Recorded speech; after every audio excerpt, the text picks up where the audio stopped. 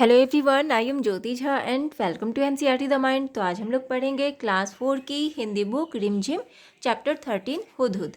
तो चलिए पढ़ना स्टार्ट करते हैं। आप इसे ध्यान से सुनिए। हुदहुद को कलगी कैसे मिली। एक बार सुलेमान नाम के बादशाह आकाश में उड़ने वाले अपने उड़न खटोले पर बैठे कहीं जा रहे थे। बड़ी गर्मी थी, धूप से वह परेशान हो रहे थे। आकाश में उड़ने वाले गिद्धों से उन्होंने कहा कि अपने पंखों से तुम लोग मेरे सिर पर छाया कर दो, पर गिद्धों ने ऐसा करने से मना कर दिया। उन्होंने बहाना बनाते हुए कहा, हम तो इतने छोटे छोटे हैं, हमारी गर्दन पर पंख भी नहीं है, हम छाया कैसे कर सकते हैं। सुलेमान आगे बढ़ गए। कुछ दूर जाने पर उनकी भेंट हुदहुदों के मुखिया से हुई।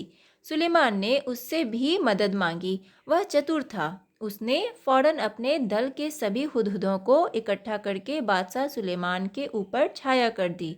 सुलेमान बोले, मैंने गिद्धों से भी मदद मांगी थी, वे मेरी मदद कर सकते थे, पर उन्होंने मेरी मदद नहीं की। तुम गिद्धों से छोटे तो हो, पर चतुर अधिक हो। तुम सबने मिलकर मेरी सहायता की है।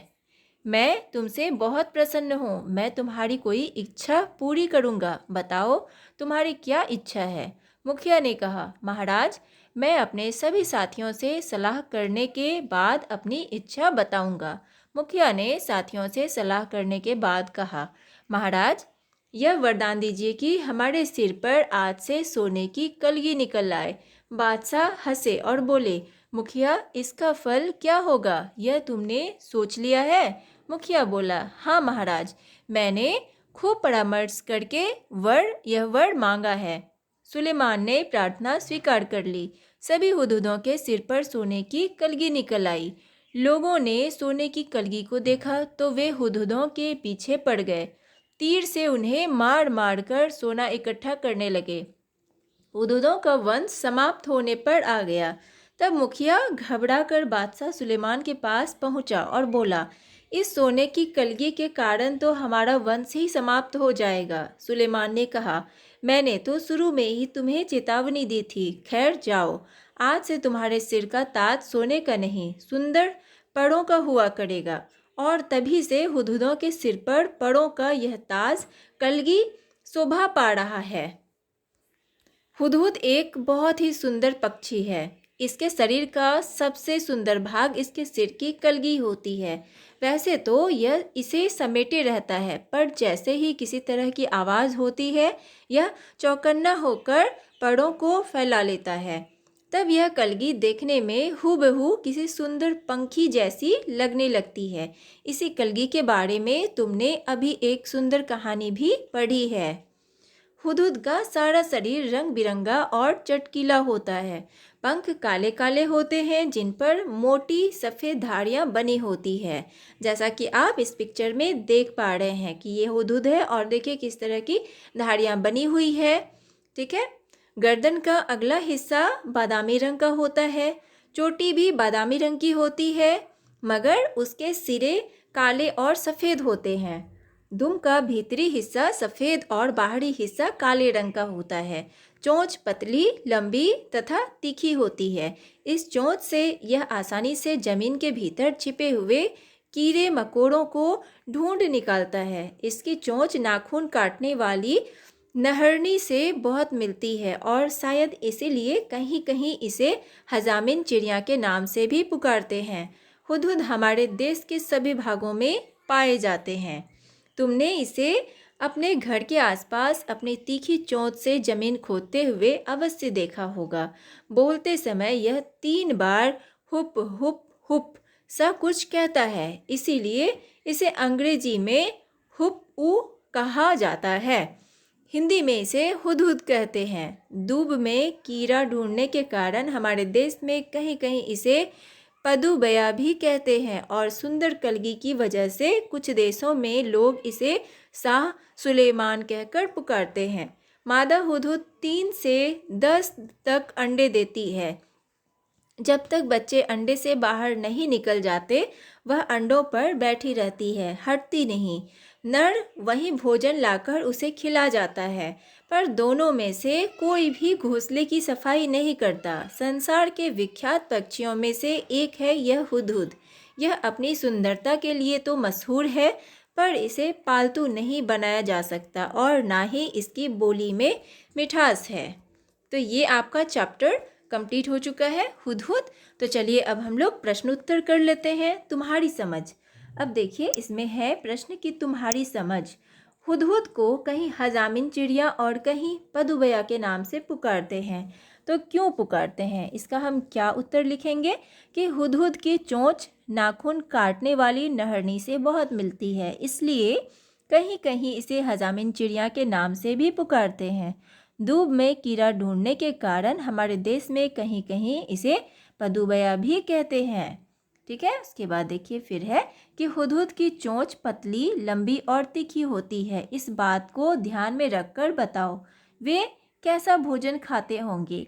ठीक है, अब वे कैसा भोजन खाते होंगे तो वे छोटे छोटे कीड़े मकोड़े खाते होंगे। चोंच से वे क्या क्या काम ले सकते होंगे, तो चोंच से वे जमीन के भीतर छिपे कीड़े मकोड़े ढूंढ निकालते होंगे। दुश्मनों से अपना बचाव भी वे इसी चोंच से करते होंगे। ठीक है, इसके बाद देखिए मैंने जाना। पाठ में से ऐसे शब्दों की सूची बनाओ जो पक्षियों के लिए इस्तेमाल होते हैं। ठीक है, अब देखिए इसमें है जानती थी। ठीक है, अब जो इस्तेमाल होते हैं जानती थी में होगा, जैसे कि क्या क्या जानते थे आप चोंच के बारे में। ठीक है, चोंच, आँखें, अंडे, घोंसला, चहचहाना, पंख, तो ये सारी चीज़ों के बारे में जानते हैं। और पढ़कर मालूम हुआ, तो पढ़कर मालूम हुआ तो क्या पढ़कर मालूम हुआ, जो आपने इस पाठ में पढ़ा तो उससे आपको क्या मालूम हुआ। तो जैसे आपने हुदहुद के बारे में पढ़ा, हुदहुद, कलगी, ताज, हजामिन, पदुबया, हुप हुप हुप, ठीक है, और हुपू, तो ये सारी चीज़ आपको पढ़कर मालूम हुआ। और जानती थी, जो आप पहले से जानती थी इसके बारे में कि चोंच होते हैं, आंखें होती है, घोंसला, चहचहाना, पंख, अंडे, तो ये सारे के बारे में आप जानते थे और ये सब चीज़ आपको पढ़ के मालूम हुआ। और जानना चाहती हूँ, तो जानना चाहती हूँ और क्या जानना चाहते हैं, तो जैसे कि अंडे देने के अलावा मादा हुदहुदों के अन्य काम और क्या क्या काम करते हैं वे। उसके बाद हुदहुद क्या गिद्ध की तरह लड़ाकू पक्षी है, इसके बारे में जानना चाहती हैं। ठीक है, उसके बाद देखिए कैसे, कहाँ से पता लगाऊंगी, इसके बारे में कहाँ से पता लगाएंगे आप, तो किताबें पढ़कर, ठीक है, शिक्षकों से पूछकर या नेट से। ठीक है, आप गूगल में सर्च करके भी इसके बारे में पता लगा सकते हैं।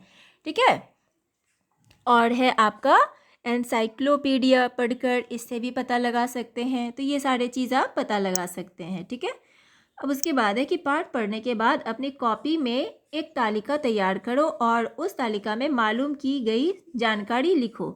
ठीक है, तो ये सारे काम आप खुद करेंगे। ठीक है, जो भी आपको मालूम है उसको आप लिखेंगे। ठीक है, उसके बाद देखिए है कि पहचाने कैसे। ठीक है, अगर तुम्हें हुदहुद को पहचानने में किसी की मदद करनी है तो तुम उसे कौन सी बातें बताओगे, 4-5 वाक्यों में लिखो। तो देखिए कौन कौन सी बातें आप बताएंगे, आपको 4-5 वाक्य में बताना है। तो हुदहुद के सिर पर कलगी होती है, इसका सारा शरीर रंग बिरंगा और चटकीला होता है, पंख काले होते हैं जिन पर मोटी सफ़ेद धारियाँ होती है, इसकी चोंच पतली, लंबी और तीखी होती है, बोलते समय यह 3 बार हुप हुप हुप सा कुछ कहता है। तो ये सारी बातें आपको लिखना है। ठीक है, उसके बाद है अब कौवे या कबूतर को पहचानने के लिए 4-5 बिंदु लिखो। यह लिखने के लिए तुम्हें इन पक्षियों को कुछ समय तक बहुत गौर से देखना होगा। ठीक है, तो इसे आपको बहुत गौर से देखना पड़ेगा। ठीक है, तो देखिए कौवे की पहचान ऐसे करेंगे, तो किस तरह से करेंगे, तो इसका पूरा शरीर काला होता है। ठीक है, कौवा का पूरा शरीर काला होता है।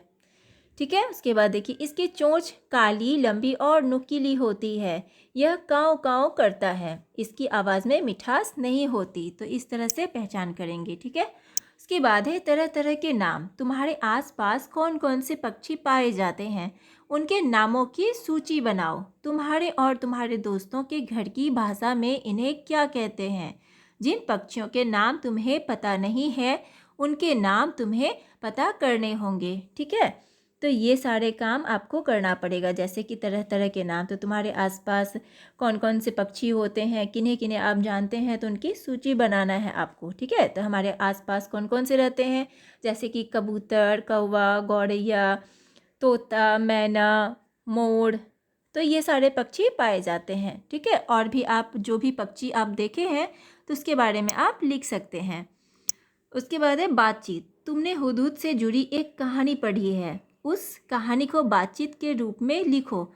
नीचे हमने इस बातचीत का तुम्हारे लिए शुरू कर दिया है। ठीक है, तो अब देखिए यहाँ पे नीचे में जैसे कि है ये सारी चीज़ आपको पढ़ के आपको बातचीत करना, जैसे कि तुमने हुदूद से जुड़ी एक कहानी पढ़ी है उसी तरह से।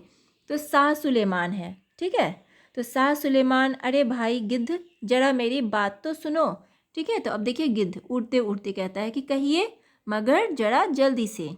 ठीक है, अब देखिए शाह सुलेमान, अब शाह सुलेमान वो क्या कहता है, मैं धूप से परेशान हो रहा हूँ, तुम सब अपने पंखों से मेरे सिर पर छाया कर दो।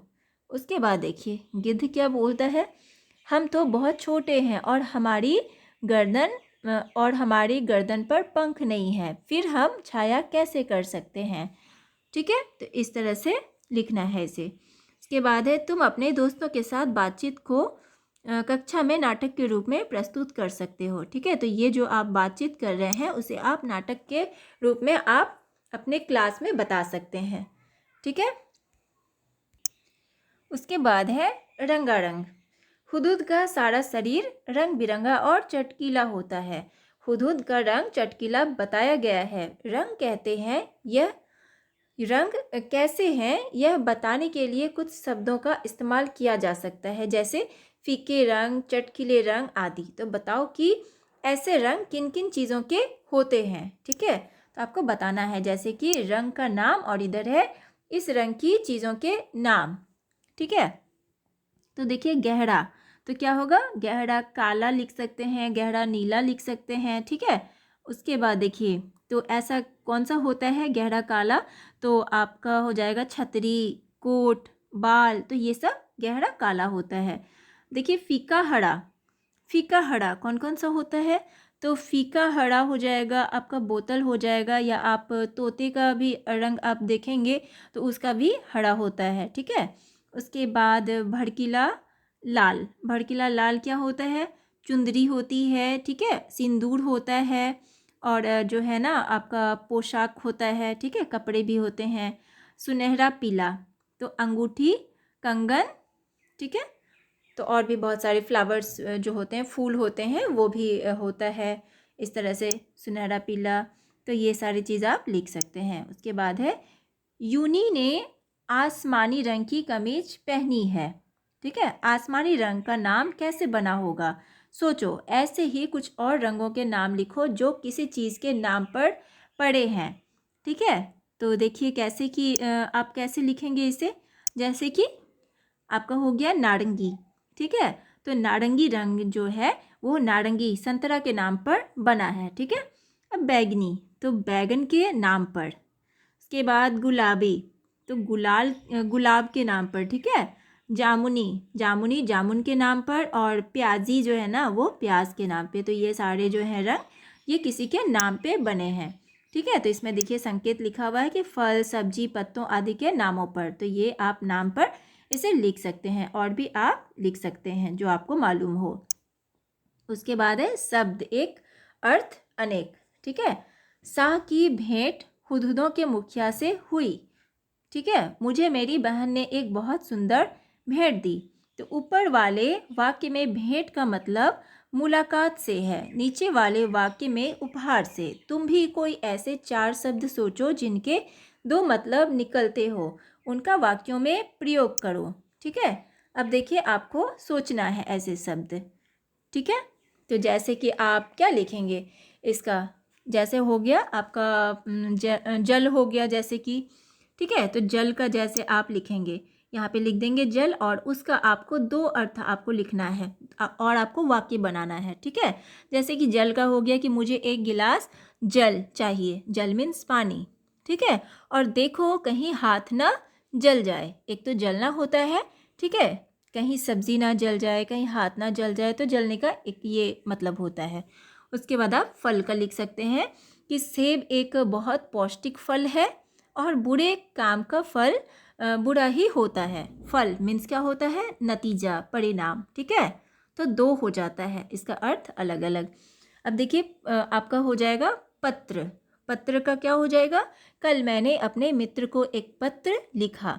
और एक पत्र मीन्स हो जाएगा कि पूजा पाठ में आम्र पत्र का इस्तेमाल होता है। तो एक पत्र का मतलब हो गया चिट्ठी और एक पत्र का मतलब हो गया पत्ता। ठीक है, और आप लिखेंगे एक आपका हो जाएगा पढ़।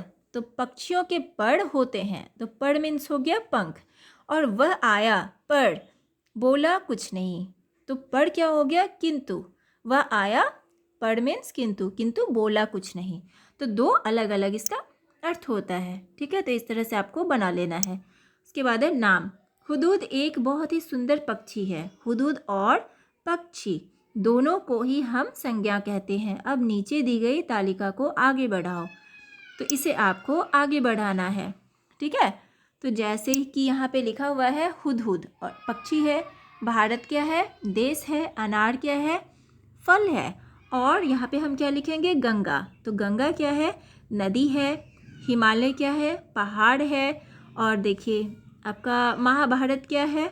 तो महाभारत किताब है। रविवार दिन है। ठीक है, तो ये सारे चीज़ आपको आगे लिखना है। तो ये चैप्टर आपका कंप्लीट हो चुका है। तो आपको कैसा लगा पढ़ के मुझे ज़रूर बताइए, और अच्छा लगा हो आपको मेरा पढ़ाना तो मेरे चैनल NCERT द माइंड को लाइक सब्सक्राइब कीजिए और पास में दिए गए बेल आइकन को भी प्रेस कर दीजिए, ताकि NCERT से रिलेटेड हर वीडियोज़ आपके पास समय से पहुंचती रहे। और आपको जहां कहीं भी समझने में प्रॉब्लम हो रही हो तो आप मुझसे कमेंट के द्वारा भी पूछ सकते हैं। तो चलिए मिलते हैं अब हम नेक्स्ट वीडियो में। तब तक के लिए bye, take care, thanks to watch my video.